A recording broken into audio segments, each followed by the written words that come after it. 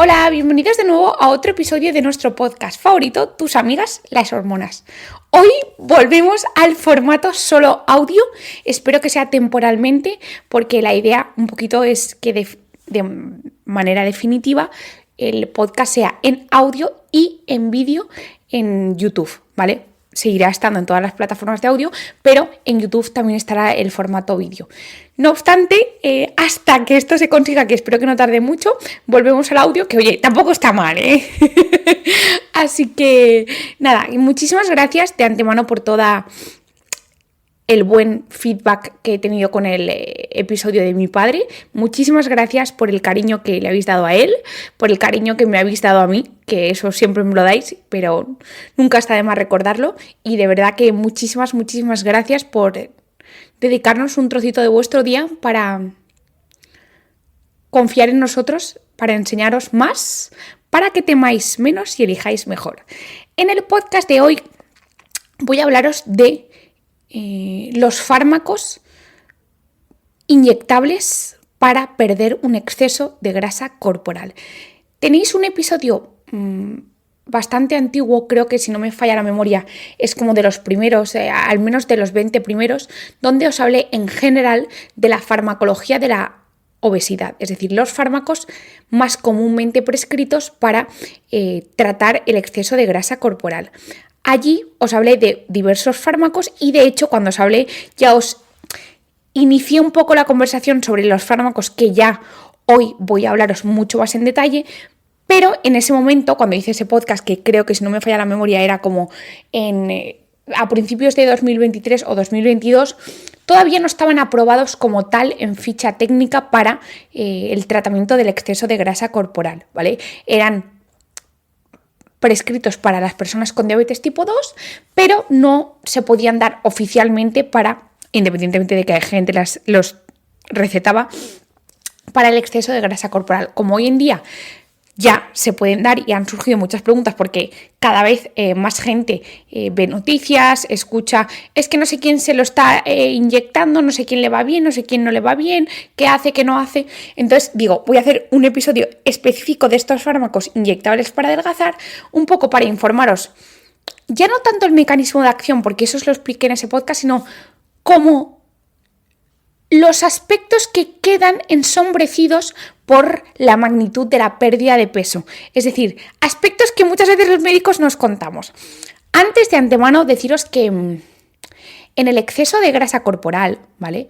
En la obesidad,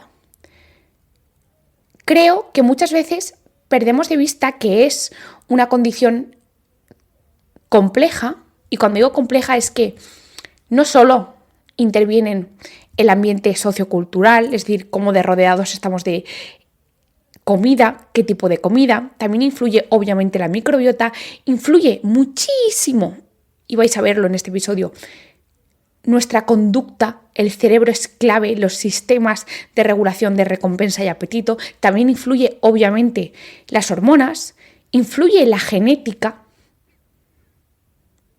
Y voy a pararme un segundito aquí, porque aquí muchas veces, probablemente porque no lo expliquemos bien, perdemos una cosa fundamental, y es que la genética explica más del 74% de la variación de peso. ¿Esto qué quiere decir? Que, y esto no me lo estoy inventando yo, en estudios de gemelos monocigóticos, es decir, que tienen los mismos genes, 100% los mismos genes, y por tanto sirven como un control maravilloso porque controlamos la genética porque tienen los mismos, entonces todo cambio que haya en el peso va a ser por ambientes externos, ¿vale? Pues bien, en gemelos monocigóticos los genes explican el 74% del peso y solo el 25%, o menos del 25%, se explica por hormonas, ambiente, etc. Lo que quiero decir con esto es que muchas veces hay parte, ¿vale?, del peso que tenemos, los rangos de peso con los que nos podemos mover, que están muy determinados por la genética. Esto no quiere decir que ostras, tira la toalla y no vas a conseguir nada. No, lo que quiero decir es que también un poco seamos también buenos con nosotros mismos y sepamos hasta dónde podemos llegar y hasta dónde no. O sea, igual que yo no puedo medir 2,10 metros, igual hay gente que no puede perder y mantener, porque esto no es solo que lo pierdes, sino que lo mantienes, una cantidad de pérdida de peso muy voluminosa. ¿Por qué?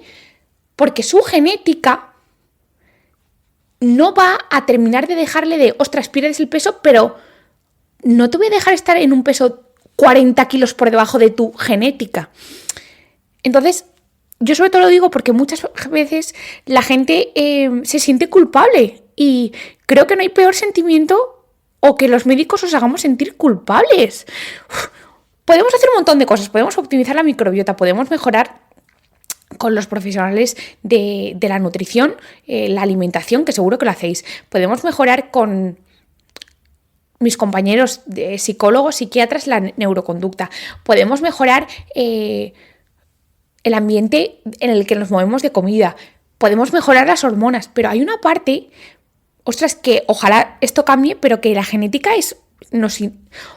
influye mucho. Entonces, no aceptarlo también es transmitiros una falsa sensación de la genética no importa, es solo lo que te mueves y lo que comes. No, mira, perdona, eso es un enfoque súper reduccionista del abordaje de la pérdida de peso, ¿vale? Un poco quería dejar un poco claro esto porque se nos olvida un montón de veces que la genética influye un montón. Entonces, hasta donde puedes llegar con tu físico incluso de manera ayudada por fármacos, etcétera, va a ser hasta un punto. Es decir, 2 personas iguales que hagan lo mismo de ejercicio de peso, incluso el mismo fármaco, no van a tener resultados idénticos, a no ser que sean gemelos, porque gemelos monocigóticos, porque la genética va a influir en cómo respondes ante eso. Esto es simplemente porque creo que esta información también nos da poder para, no estar constantemente comparándome con el vecino, con Mari, con Juan, con mi bro y con no sé quién. Es decir, sé que es complicado, pero tú corre tu propia carrera. Igual que las carreras de 100 metros, cada uno tiene su carril de carrera y no se mete en el carril de otra persona, tú corre tu propia carrera. Puedes inspirarte en el al lado, pero no te quieras meter en su carril porque no va a ser tu carrera, ¿vale? Dicho esto, y sabiendo que el exceso de grasa corporal es una condición compleja, es una enfermedad compleja, también es heterogénea, es decir, como os he explicado, cada persona responde diferente y en ese contexto tenemos, obviamente, la alimentación y el ejercicio físico, tenemos las intervenciones conductuales del estilo de vida, es decir, muchas veces, muchos problemas de exceso de grasa, no es que la persona coma mucho y se mueva poco, es porque esa persona come mucho y se mueve poco, o incluso moviéndose mucho y comiendo poco, ¿qué alteraciones hay en su cerebro para que, por ejemplo, responda de manera mucho más excesiva a las comidas sabrosas que otra persona? ¿O qué es lo que lleva a que una persona con exceso de estrés lleve a que le apetezca comer más? Todo eso, esas intervenciones neuroconductuales del estilo de vida también son abordadas por los psicólogos y los psiquiatras de manera fabulosa. Y en ese contexto, alimentación, ejercicio físico, intervenciones conductuales del estilo de vida, entra la farmacoterapia, ¿vale? Los fármacos que tienen su punto y su lugar, y aquí vamos a hablar fundamentalmente de los nuevos fármacos, que son los fármacos análogos de 2 hormonas, GLP-1 y GIP. Hay otros análogos más nuevos, pero como esto probablemente salga, estos fármacos que no os voy a hablar en 2025 o 2026, no creo que merezca la pena ahora ponerme a elucubrar unos fármacos que no vais a poder encontrar, ¿vale? Entonces, estos nuevos fármacos, que son análogos de 2 actúan, se unen a los mismos receptores, abren las mismas puertas que 2 hormonas de producción intestinal, que es el GLP-1 y el GIP, GIP, ¿vale? Estas 2 hormonas que de manera normal nosotros los producimos después de ingerir comida, especialmente hidratos de carbono, se liberan en el cuerpo de manera normal en las células intestinales, las células K y las células L del intestino delgado, y básicamente lo que hacen es mejoran la sensibilidad de la insulina, te mantienen saciado, mejoran el perfil de otras hormonas y fundamentalmente a través del nervio vago y por una porción de la barrera del cerebro que no está protegida por la barrera hematoencefálica, que es la eminencia media, llegan al cerebro y estimulan los centros de saciedad, haciendo que comas menos. Estas hormonas las tenemos, existen. Y tú me dirás, ostras Isabel, ¿y por qué no nos inyectamos estas hormonas o por qué no inventamos una hormona igual como inventamos la insulina? Pues porque estas hormonas, que de manera natural la GLP-1 y el GIP se producen en las células intestinales, tienen una vida media cortísima, es decir, se inactivan en cuestión de minutos.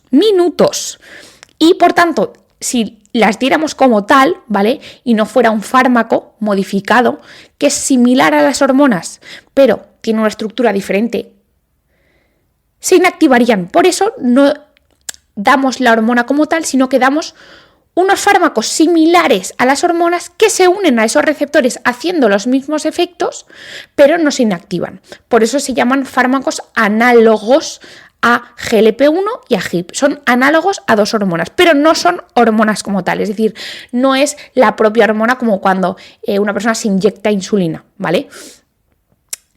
Ahora bien, todo esto tiene ventajas. Ostras, qué guay, Isabel, me estás diciendo que estos fármacos que son como dos hormonas, GLP-1 y GIP, yo me los inyecto y llegan al páncreas y favorecen la liberación de insulina, mejorando la sensibilidad de la insulina.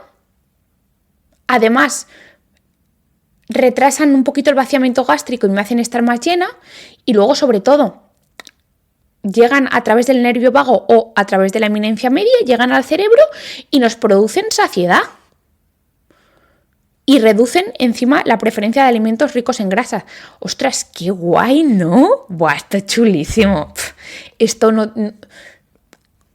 Si yo me quedo aquí, el plan es un plan sin fisuras. Es decir, te estoy dando un fármaco que te mejora la sensibilidad a la insulina. Por tanto, como ya sabéis que es clave la sensibilidad a la insulina, mejoras el metabolismo de carbohidratos, mejoras el metabolismo de grasas, mejoras el metabolismo de la insulina. Además, te hago sentirte un poco saciado y además te reduzco el apetito a nivel cerebral. ¡Ostras! Todo el mundo lo va a querer si yo cuento esto. Ahora voy a contar las cosas que no son tan guays. Y con esto, antes voy a hacer un pequeño recordatorio, alerta. No quiero decir que cuando yo os diga todo lo malo, que diga, ostras, estos fármacos son lo peor. No. Es que ya me adelanto. Estoy diciendo que habrá gente que le compense los efectos adversos por el beneficio que obtienen, porque esas personas están con un exceso de grasa corporal que les impide abrocharse los zapatos, que les impide dormir bien, que les duele las rodillas, que les duele las caderas, o que tienen una artrosis de rodilla y como no pierdan peso rápido no les operan, etcétera. Les compense pasar estos efectos adversos. Habrá gente que sea más o menos sensible, oye, pues a mí no me importa tener estos efectos adversos por los beneficios. Y habrá gente que consiga atenuar parte de los efectos adversos con las estrategias que os voy a decir. Entonces, esto es simplemente para deciros, ostras, lo bueno, ya os lo están diciendo todos las noticias, las farmacéuticas que financian los estudios, que, oye, maravillosas, pero creo que también hay que contar un poco la versión que no se ve. Porque no es con ninguna intención oculta, es simplemente que yo creo que también, pues cuando tienes toda la información, puedes decidir mejor informadamente, ¿no? Porque si no, entramos en el bucle este de cuando muchas veces pasa con los anticonceptivos hormonales, que te cuentan solo lo bueno y luego te encuentras lo malo y como no entiendes por qué te pasa, te crea una inquietud. Sin embargo, si tú supieras de antemano, esto me ha dicho Isabel que puede pasar, pues estás más tranquilo, ¿sabes? Entonces, dicho esto, ¿cuáles son los efectos adversos más comunes? Estos efectos adversos pueden ocurrir en diferentes frecuencias. Los más notables, y de hecho os voy a contar que parte del efecto de pérdida de peso se consigue por culpa de estos efectos adversos, es que casi 1 de cada 2 personas aproximadamente con la semaglutida, un poquito menos con la tirzepatida. No voy a decir los nombres comerciales porque los médicos no podemos decir nombres comerciales en España. La semaglutida empieza por O y termina en PIC, ¿vale? Y la tirzepatida empieza por M y termina por Onjaro, ¿vale? Es que no puedo decir los nombres. La cuestión es que generalmente 1 de cada 2 personas con estos fármacos tienen náuseas y vómitos. Y de hecho, y esto es triste, pero es así, parte del efecto adverso, o sea, parte de la pérdida de peso que se consigue es porque si tú estás todo el día con náuseas y vomitando, es inevitable que pierdas peso. ¿Por qué? Porque vomitas y por las náuseas no comes. Entonces, parte de esa pérdida de peso se consigue a costa de esto. Y esto es así, ¿vale? Independientemente de que te quite el hambre, también te la quita porque tienes náuseas y tienes vómitos. Y luego, aproximadamente 1 de cada 3 pacientes tiene diarrea y estreñimiento. Se van alternando. Hay gente que solo tiene diarrea, hay gente que tiene estreñimiento y hay gente que va alternando.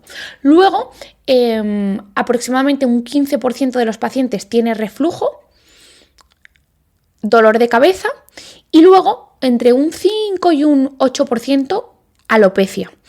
Esta caída del cabello no parece que sea por un mecanismo intrínseco del propio fármaco, sino porque como se pierde tanto peso y sobre todo se come tan poco, al final estás haciendo que no tengas suficiente vitamina D, suficiente hierro, suficientes proteínas, suficiente vitamina C, suficiente vitamina B12, suficiente zinc, que se necesita todo para una correcta salud capilar. Entonces no es tanto que el fármaco de por sí produzca alopecia, sino que probablemente por la desnutrición de micronutrientes asociados a una persona que no come nada porque no tiene absolutamente nada de apetito, que esto no es sano, pero bueno, en determinadas circunstancias puede ser necesario, o que está todo el día vomitando, que tiene náuseas, al final no comes y se te cae el cabello, pero es una simple lógica, ¿vale?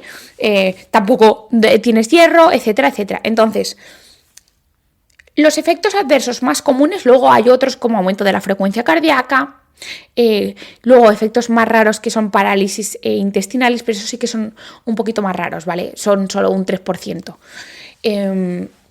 Los más frecuentes, 1 de cada 2, especialmente con el semaglutide, náuseas y vómitos. Después, 1 de cada 3, diarrea y estreñimiento. Y todos los efectos son un poquito más marcados en el O-PIC, ¿vale? En el semaglutide. El que es tirzepatida, que son análogos de 2 hormonas, no produce tantos efectos aparentes en cuanto a náuseas y vómitos. Entonces, parte de esos efectos adversos consiguen el efecto deseado, que es la pérdida de peso. Pero ahora vienen también las cositas. La siguiente pregunta será, vale, Isabel, ¿perdemos el 15%, el 18% de mi peso corporal? ¿Hay algún momento en el que el cuerpo se acostumbra y deja de perder peso? La respuesta es sí. En torno a la semana 60, ¿vale? 60, 68, es decir, un poco más año y medio, hay una adaptación al fármaco. Es decir, siguiéndote, pinchándote cada semana, te adaptas, ya no pierdes peso. Necesitas seguir pinchándote ese fármaco para mantener el peso perdido y mantendrías el peso, pero no vas a perder más. Una vez que se llega a la dosis máxima, porque estos fármacos lo que básicamente se hace es que progresivamente, en función de la tolerancia, se va incrementando la dosis hasta 2,4 miligramos en el caso de semaglutide y hasta 15 miligramos en el caso de tirzepatida.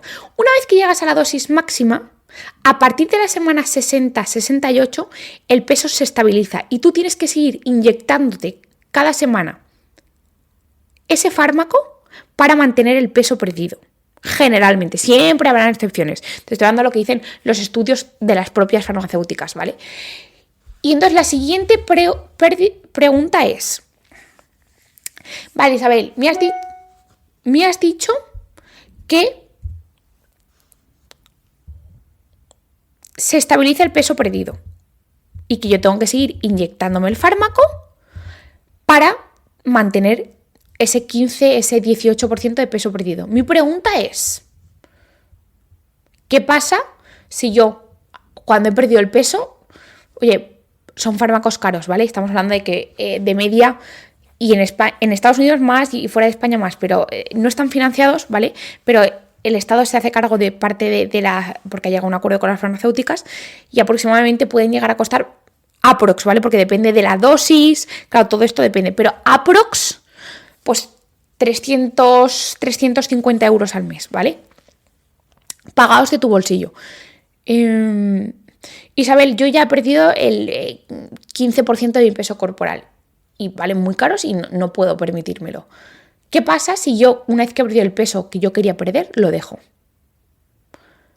Lo que muestran los estudios que han, insisto, de las propias farmacéuticas, es que en la mayor parte de casos todo el peso perdido se recupera, especialmente las primeras semanas, y luego progresivamente vas recuperándolo, de manera que si por ejemplo tú te dejas el fármaco en la semana 68, en la semana aproximadamente 120 vas a recuperar la mayor parte del peso perdido, ¿vale?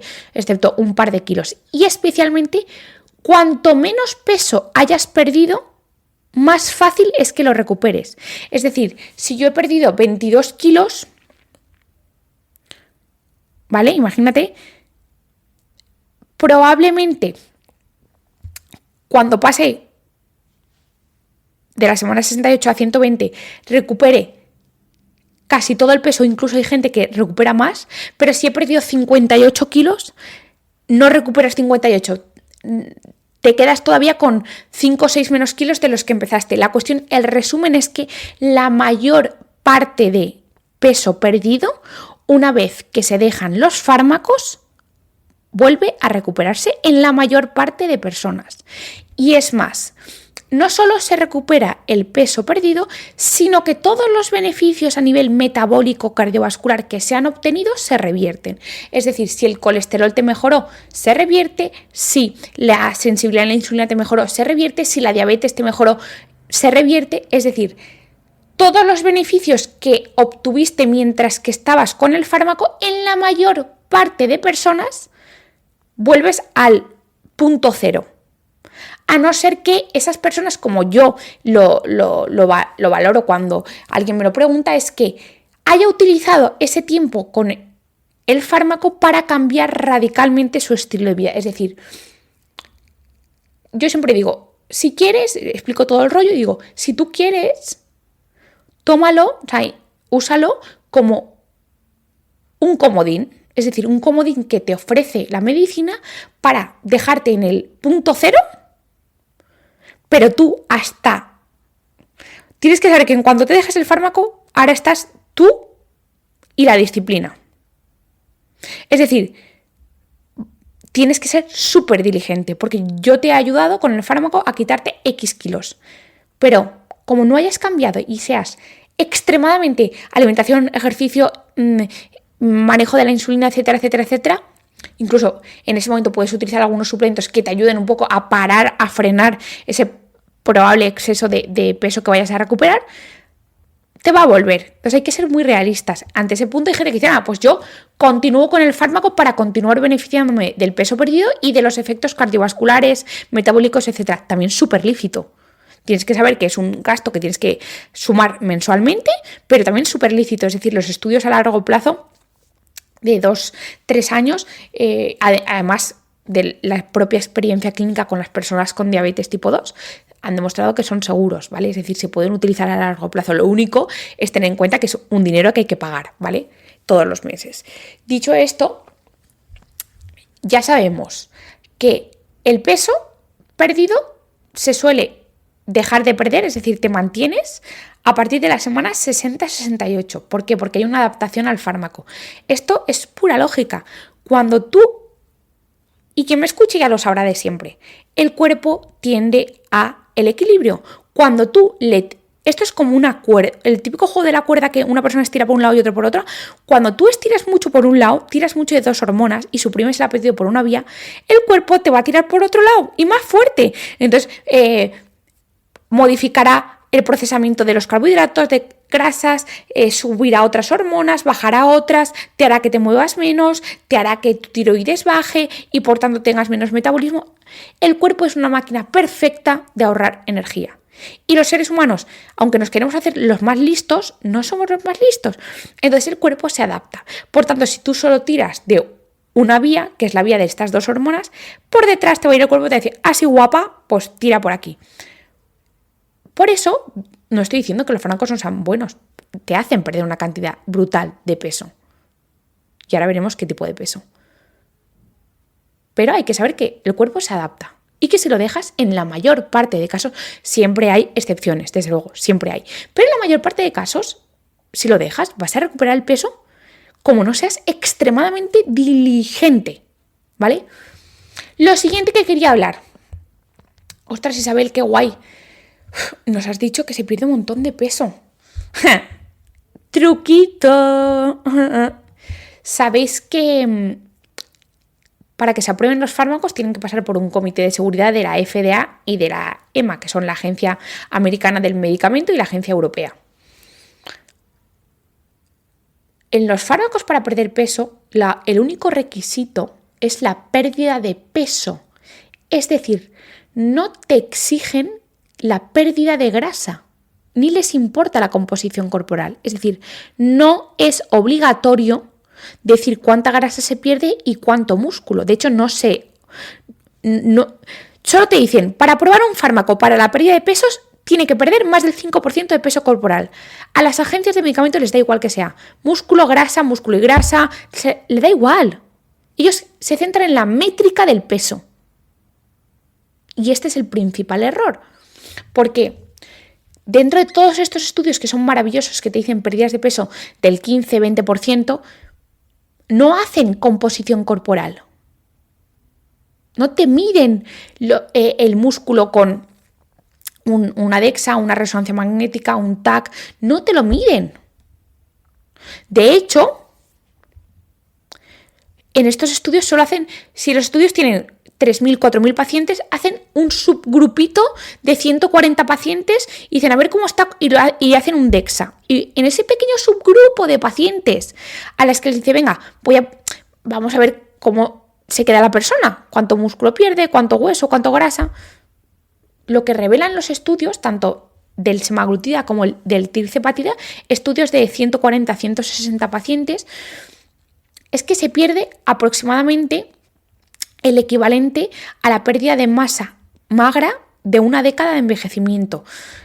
Esto es en torno al 13% de músculo y el 10,9%, ¿vale? En cada uno de los fármacos. Es decir, por cada kilo de músculo que se pierde, en vez de perder 3 kilogramos de grasa, perdemos 1,6. Es decir, se pierde grasa, sí, pero se pierde muchísimo músculo. Repito, el equivalente a la pérdida de masa magra en una década de envejecimiento. ¿Vale? Esto es importante. Y la siguiente pregunta que me podéis hacer es, ¿y esto por qué es? ¿Es por algún mecanismo intrínseco del fármaco que hace quemar músculo? No. Pensad, utilizar un pelín la lógica. Una persona que no come prácticamente nada, que está vomitando, ¿qué va a perder? Si no come, ¿cómo va a tener suficientes proteínas para mantener la masa muscular? ¿Cómo va a poder tener energía para entrenar? Como mucho va a andar y ya bastante. Y además, lo que sí que se ha demostrado es que estos fármacos, de hecho, un estudio muy, muy bueno con respecto a esto, analizó cuáles eran las preferencias de la comida, lo poco que comen las personas que están con estos fármacos, ¿vale? ¿Cuánto de ello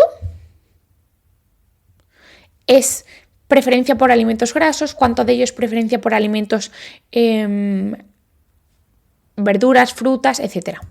Pues en un estudio que analizó esto, de hecho que se publicó en 2023 en la revista para el estudio del metabolismo, la diabetes y la obesidad, demostró que estos fármacos reducen el apetito, pero incrementan el deseo por alimentos ricos en grasas y salados.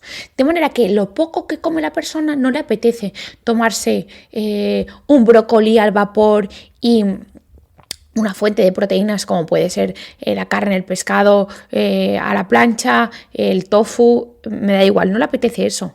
Le apetece unas crackers saladas, unos quicos, unas papas.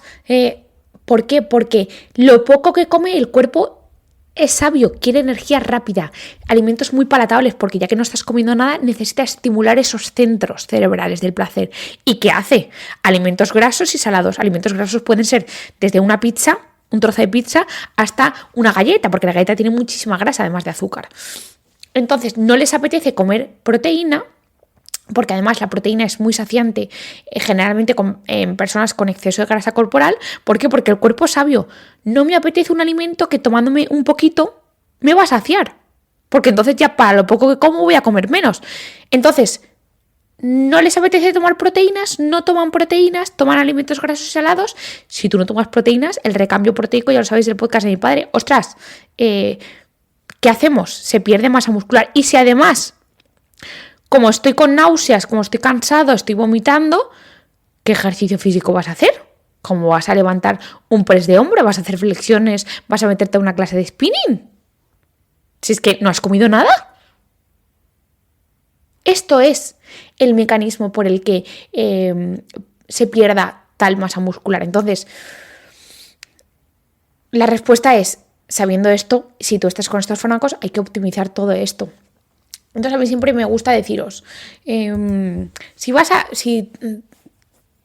a elegir estos fármacos, tu médico te lo ha indicado, yo antes diría, primero, elegir bien a la persona, es decir, el porcentaje de pérdida de grasa, sabiendo que vamos a perder músculo, tiene que justificar el perder músculo. Es decir, no creo que todo el mundo deba... tengo que perder 5 kilos, voy a inyectarme este fármaco. No, porque vas a perder 5 kilos, pero probablemente 2,5 sean músculo. Y te voy a hacer menos saludable metabólicamente. Luego, saber de dónde partimos. Es decir, cómo tienes la fuerza muscular. Y eso se consigue con un dinamómetro, que es una cosa que aprietas y te digo la fuerza que tienes, cómo es tu función muscular y cuánta cantidad de masa muscular tienes. Hay que valorar todo, no solo la cantidad, con DEXA, con ecografía, con resonancia con TAC, sino hay que valorar la fuerza. Hay que valorar la función del músculo.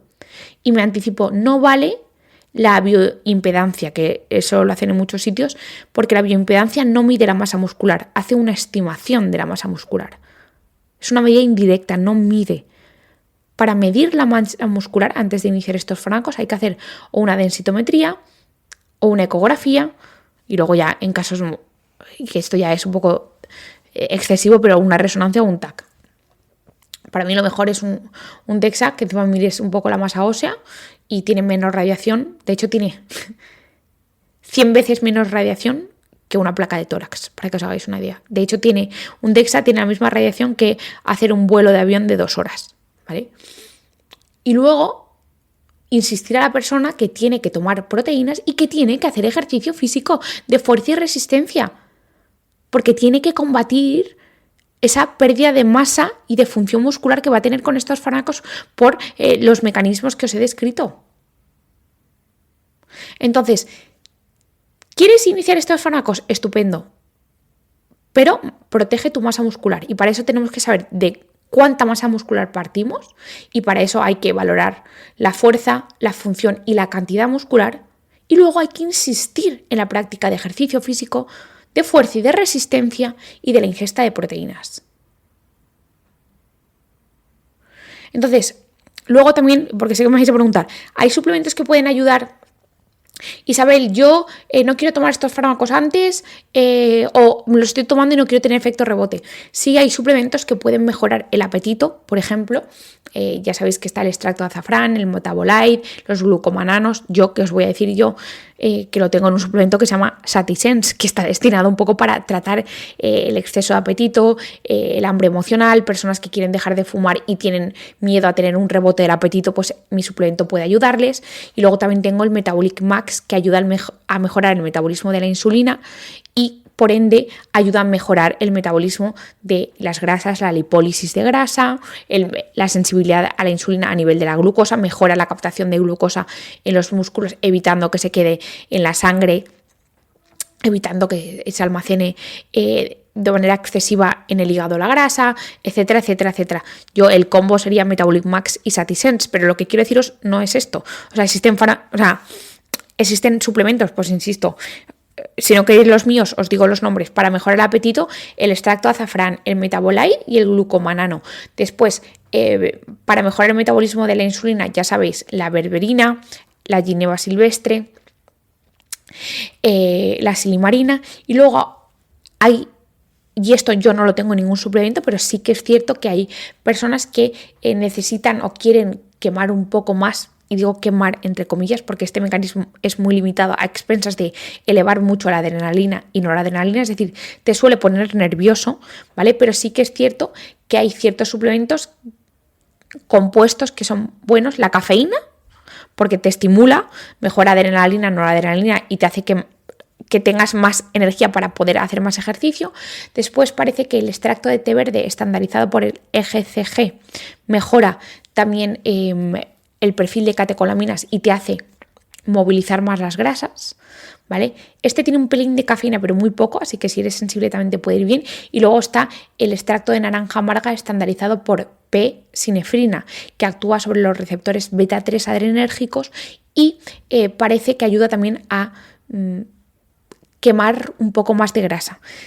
Y estos tres que os he dicho, la cafeína, el EGCG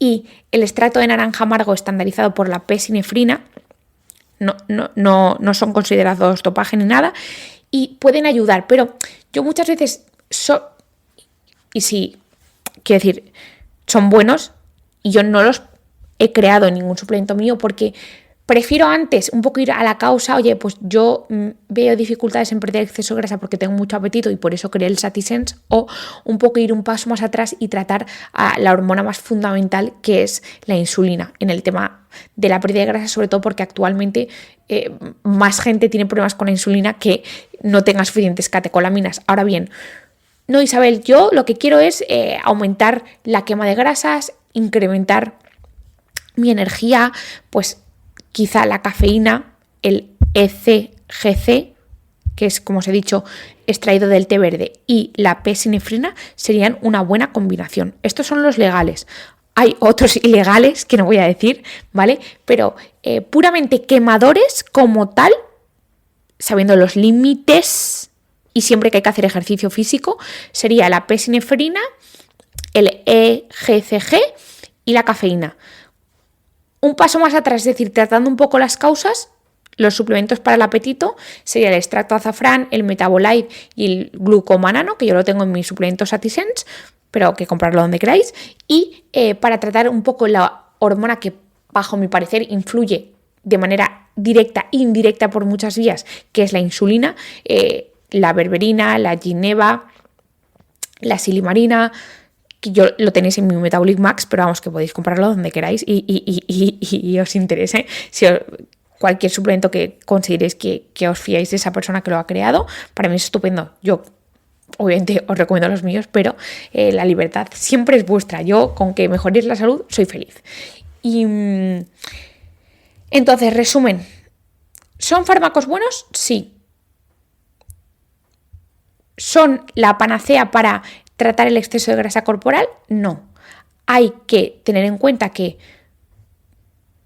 producen efectos adversos, náuseas, vómitos, estreñimiento, diarrea, caída del cabello, que parte de ello es parte del beneficio de la pérdida de peso, que la pérdida de peso va acompañada de una cantidad significativa de pérdida de masa muscular, que para ello hay que enfatizar en la persona en cuánta masa muscular partíamos, es decir, una persona que no tenga prácticamente nada de masa muscular, nada de función muscular y nada de calidad muscular, yo me pensaría mucho iniciarle estos fármacos porque puedo restarle salud más que hacerle ganar. Después, insistir mucho en ejercicio, en comer proteína, si no les apetece porque no les entra masticar comida, la proteína en polvo puede ser una opción maravillosa. Después, también se me ha olvidado una cosa, para mantener la masa muscular, el HMB funciona muy bien, que os lo conté en un vídeo mío, para mantenerla el HMB y para crearla la creatina, ¿vale? ¿Ves? Crear creatina, mantener HMB. Y luego otros suplementos que pueden ayudaros. No quiero tomar el fármaco, lo estoy tomando, pero no quiero el rebote, pim, pam, pum, pam, todos los motivos que tengáis. Podéis un poco los, abro comillas, quemadores, cierro comillas, que es el extracto de naranja amarga estandarizado por pesinefrina, el EGCG y la cafeína, para tratar un poco el apetito, los que os he dicho, y para mejorar la insulina, los que os he dicho, todos son compatibles entre ellos, para crear masa muscular la creatina y para mantener masa muscular el HMB. Y creo que está todo. Cualquier cosita me decís. Un besito muy fuerte. Mil gracias de verdad a todos por escucharme y nos vemos en el próximo episodio de mi podcast. Pasar un buen día y acordaros, quien me escuche en iVoox, votadme, bueno, y si no, también podéis, lo tenéis el link en mi perfil para votarme al mejor podcast. Realmente me gustaría solo porque si eso me hace llegar a más gente, para ayudar a más gente, perfecto. No porque tenga ningún beneficio oculto en ganar premios, porque a mí me da bastante vergüenza porque no me considero importante como para eso, pero vamos, que sería como para llegar a más gente. Y muchísimas gracias, un besito muy fuerte y nos vemos en el próximo episodio. Adiós, cuidaos.